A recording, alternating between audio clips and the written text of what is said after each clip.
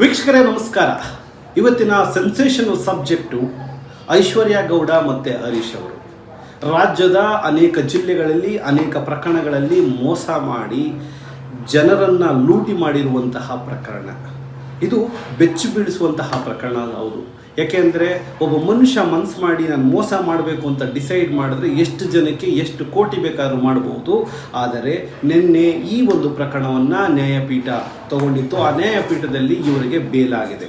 ಪೊಲೀಸರು ನೀಡುತ್ತಿರುವಂತಹ 41A notice ಏನಿದೆ, ಆ ನೋಟಿಸು ನಿಮಗೆ ಹೇಳಿಕೆಯನ್ನು ದಾಖಲೆ ಮಾಡೋದಕ್ಕೆ. ನಿನ್ನೆ ಬೇಲ್ ಯಾವ ಆಧಾರದ ಮೇಲೆ ಆರ್ಗ್ಯೂ ಮಾಡ್ತಿರುವಂತಹ ಸಂದೇಶ ಅಂದರೆ ಐಶ್ವರ್ಯ ಅವರ ಲಾಯರ್ ಏನಿದ್ದಾರೆ ಸಂದೇಶ್ ಅವರು ಒಂದು ಪಾಯಿಂಟ್ ಮೇಲೆ ಆಧಾರ ಮಾಡ್ತಾರೆ. ನನ್ನ ಕ್ಲೈಂಟು ಸ್ವಯಂ ಇಚ್ಛೆಯಿಂದ ಹೋಗಿ ಪೊಲೀಸ್ ಸ್ಟೇಷನ್ಗೆ ಹೋಗಿದ್ದಾರೆ, ತನಿಖೆಗೆ ಸಹಕಾರ ಕೊಡ್ತಾ ಇದ್ದಾರೆ. ಆದರೆ ಪೊಲೀಸ್ನವರು ಯಾವ ಕಾರಣಕ್ಕೆ ಬಂಧಿಸ್ತಿದ್ದೀವಿ ಅನ್ನೋದನ್ನ ಲಿಖಿತ ರೂಪದಲ್ಲಿ ಕೊಟ್ಟಿಲ್ಲ. ಆದುದರಿಂದ ಫಂಡಮೆಂಟಲ್ ರೈಟ್ ಆರ್ಟಿಕಲ್ 21 ವೈಲೇಷನ್ ಆಗಿದೆ. ಸೊ ಇದು ಕಾನೂನು ಬಾಹಿರವಾದ ಅರೆಸ್ಟ್, ಇಲ್ಲೀಗಲ್ ಅರೆಸ್ಟ್ ಅಂತ ಅವ್ರು ಹೇಳ್ತಾರೆ. ಸೊ ಅದು ಇಲ್ಲೀಗಲ್ ಅರೆಸ್ಟ್ ಅಂತ ಆದರೆ ಕರ್ನಾಟಕ ರಾಜ್ಯದಲ್ಲಿ ನಗರ ಜೈಲಲ್ಲಿ ಇರುವಂತಹ ಅಷ್ಟು ಜನರ ಮೇಲೆ ವೈಲೇಷನ್ ಆಗಿಲ್ವಾ?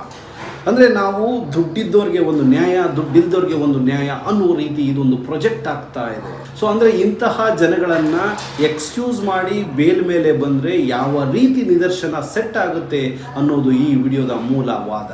ಸೊ ಹಾಗಾಗಿ ಎಲ್ಲೋ ಒಂದು ಕಡೆ ನ್ಯಾಯಾಲಯ ಗಮನಿಸಬೇಕು, ಅಥವಾ ನಮ್ಮ ಇನ್ಸ್ಟಿಟ್ಯೂಷನಲ್ ತನಿಖಾ ಸಂಸ್ಥೆಗಳ ಮೊರಾಲಿಟಿಯನ್ನು ಕಾಪಾಡಬೇಕು.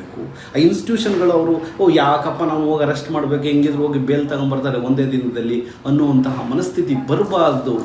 ಆರ್ಟಿಕಲ್ 21 ಯಾಕೆ ನಾನು ಇದನ್ನು ಪರ್ಟಿಕ್ಯುಲರ್ ಮೆನ್ಷನ್ ಮಾಡ್ತಿದ್ದೀನಿ ಅಂದರೆ ಪೊಲೀಸ್ನವರು ರಿಮ್ಯಾಂಡ್ ಮಾಡೋ ಲೆಟ್ರಲ್ಲಿ ಬರೆದಿದ್ದಾರೆ ಯಾವ ಕಾರಣಕ್ಕೆ ಬಂಧಿಸ್ತೀರಿ ಅಂತ. ಇವತ್ತು ನ್ಯಾಯಪೀಠ ಮಾಡಿರುವಂತಹ ಆದೇಶ ಏನಿದೆ ಅದು ಸ್ವಾಗತ ಮಾಡೋಣ.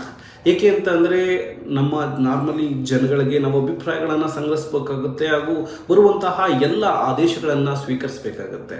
ಬಟ್ ಇಲ್ಲಿ ಕನ್ಫ್ಯೂಷನ್ ಮತ್ತು ಅಥವಾ ಕಾಂಟ್ರಾಡಿಕ್ಟಿಂಗ್ ಅಂತ ನನಗೆ ಏನು ಅನಿಸ್ತಿದೆ ಅಂತ ಅಂದರೆ 41A ಪೊಲೀಸರು ಕೊಡುವಂತಹ ನೋಟಿಸ್ ಏನಿದೆ ಇದು ಒಬ್ಬ ಅಕ್ಯೂಸ್ಡ್ಗೆ ಕೊಡುವಂತಹ ನೋಟಿಸು.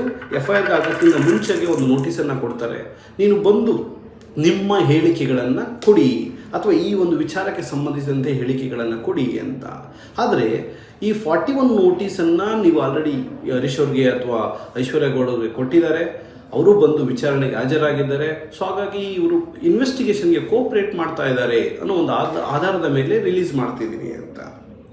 ಆದರೆ ರಿಮೈಂಡ್ ಮಾಡುವಂತಹ ಲೆಟ್ರಲ್ಲಿ ವೆರಿ ಕ್ಲಿಯರಾಗಿ ಮೆನ್ಷನ್ ಮಾಡಿದ್ದಾರೆ ಯಾವ ಕಾರಣಕ್ಕೆ ಇವರನ್ನು ದಸ್ತಗಿರಿ ಮಾಡಬೇಕು ಅಂತ.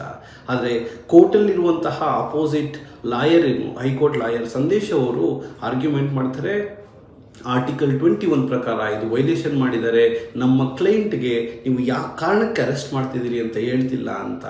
ಸ್ವಾಮಿ, ನನಗೆ ಮನವಿ ಒಂದೇ, ರಾಜ್ಯದಲ್ಲಿ ಎಷ್ಟೋ ಜನ ಪ್ರಜಾಪ್ರಭುತ್ವ ವ್ಯವಸ್ಥೆಯಲ್ಲಿ ಇವತ್ತು ಜೈಲಲ್ಲಿ ಕುಳಿತಾ ಇದ್ದಾರೆ. ಅಷ್ಟು ಜನಗಳಿಗೆ ಈ ಆರ್ಟಿಕಲ್ 21 ಅಪ್ಲೈ ಆಗಲ್ವಾ? ಈ ಆರ್ಟಿಕಲ್ 21 ಹ್ಯಾಬಿಚುವಲ್ ಅಫೆಂಡರ್ಸ್ ಅಂತ ಮೇಲ್ನೋಟಕ್ಕೆ ಕಾಣಿಸ್ತಿರುವಂತಹ 4ರಿಂದ 5 FIR ಮಾಡ್ಕೊಂಡಿರುವಂತಹದ್ದು, ಪ್ರತಿ ಜಿಲ್ಲೆಗಳಲ್ಲಿ FIR ಆಗ್ತಾ ಇರುವಂಥದ್ದು, ಅನೇಕ ಜನ ವಿಕ್ಟಿಮ್ಸ್ಗಳೇನಿದ್ದಾರೆ ಇವರ ಪರಿಸ್ಥಿತಿಯನ್ನು ಗಣನೆಗೆ ತಗೊಂಡ್ರೆ ನ್ಯಾಯ ಸಿಗುತ್ತಾ ಬಡವರಿಗೆ ಅನ್ನೋ ಅನುಮಾನ ಕಾಡ್ತಾ ಇದೆ. ಇದು ನೀವು ಬಿಡ್ತೀನಿ. ಮಿಕ್ಕಿದ ತಮಗೆ ಗೊತ್ತಿದ್ದಂತಹ ಅರಿವು, ನಾಲೆಡ್ಜ್ ಬಗ್ಗೆ ಕಮೆಂಟ್ ಮಾಡಿ ತಿಳಿಸಿ. ಧನ್ಯವಾದ. ನಮಸ್ಕಾರ.